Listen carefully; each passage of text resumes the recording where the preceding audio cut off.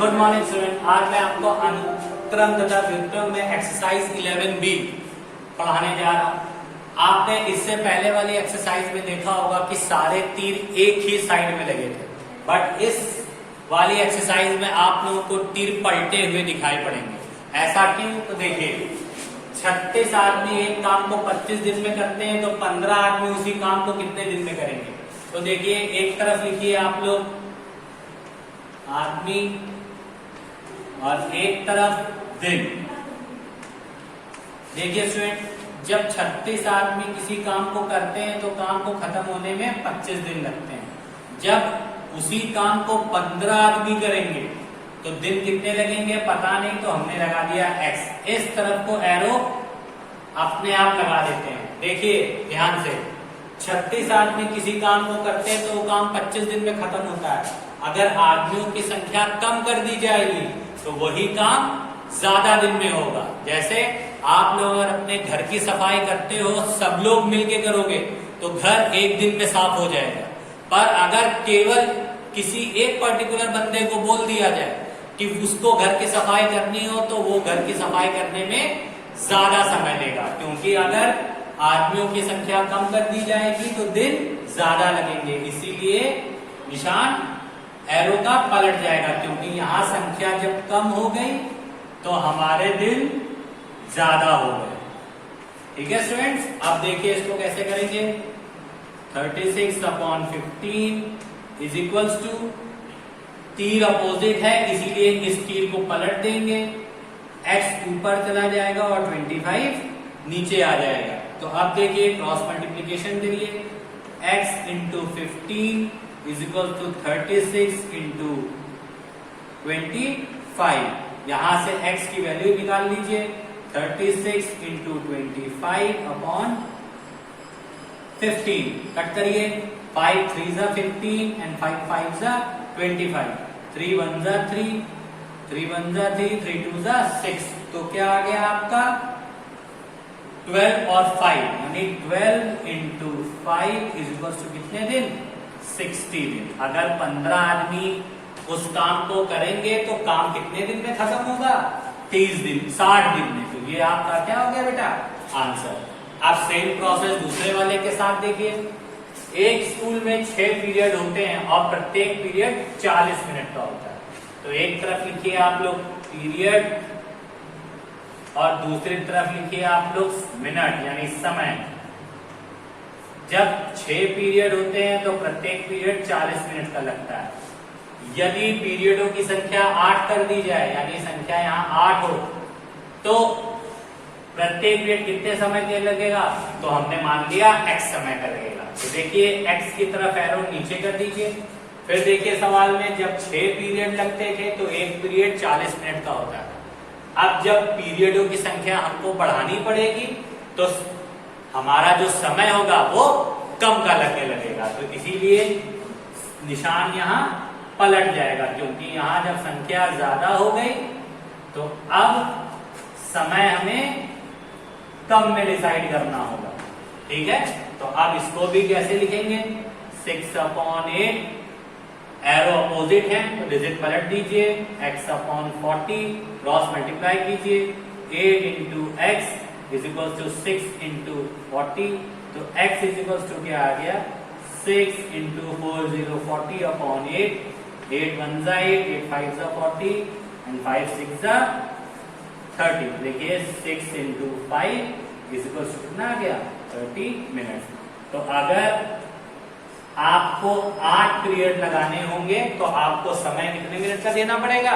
केवल और केवल 30 मिनट का। तब आपका एक पीरियड 30 मिनट का लगेगा। तो स्टूडेंट, इन दोनों सवालों को आप लोग अपनी फेयर कॉपी में नोट कर लीजिएगा और नोट करने के लिए आप सम का स्क्रीनशॉट ले लीजिए। इसके बाद 2 सम्स आपको और बताने जा रहा हूं, जिससे आपको ये एक्सरसाइज और अच्छी तरीके से समझ में आ जाए।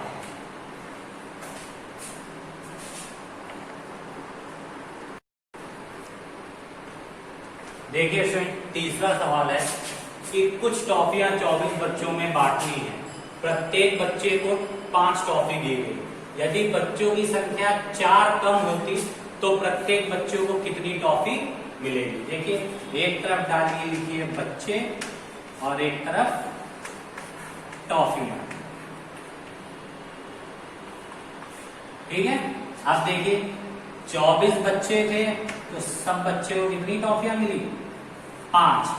यदि बच्चों की संख्या 4 कम होती यानी 24 माइनस 4 यानी कितनी हो जाती? 20। तो सबको कितनी टॉफी मिलती?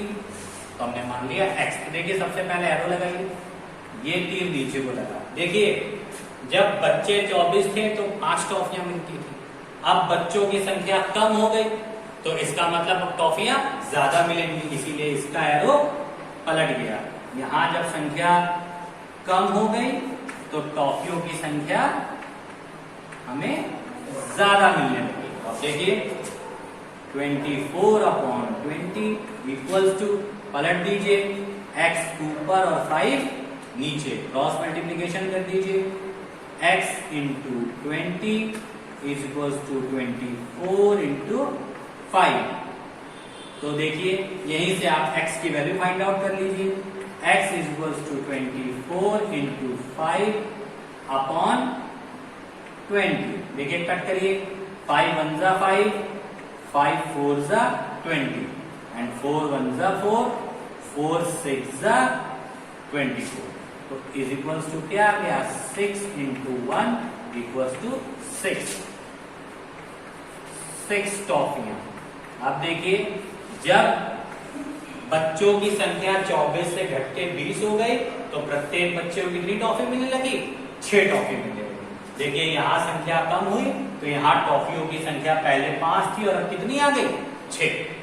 अब इसी टाइप का दूसरा सब देखिए, 40 आदमी एक दीवार को 10 दिन में बनाते हैं तो 50 आदमी यही दीवार कितने दिन में बना लेंगे? एक तरफ लिखिए आदमी और एक तरफ दीवार। जब 40 आदमी दीवार बनाने में लगते हैं तो 10 दिन में दीवार पूरी बन जाती है। अब आदमियों की संख्या बढ़ा दी गई तो दीवार में समय कितना लगेगा वो मैंने मान लिया x।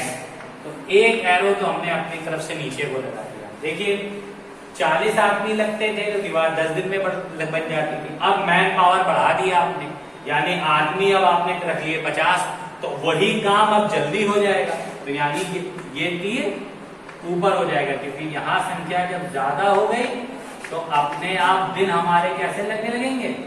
दिन हमारे लगेंगे वो होंगे कम। फिर इस सम को नोट करिए, 40/50 इक्वल्स टू, पलट दीजिए, x ऊपर और 10 नीचे, क्रॉस मल्टीप्लीकेशन कीजिए, x into 50 is equals to 40 into 10।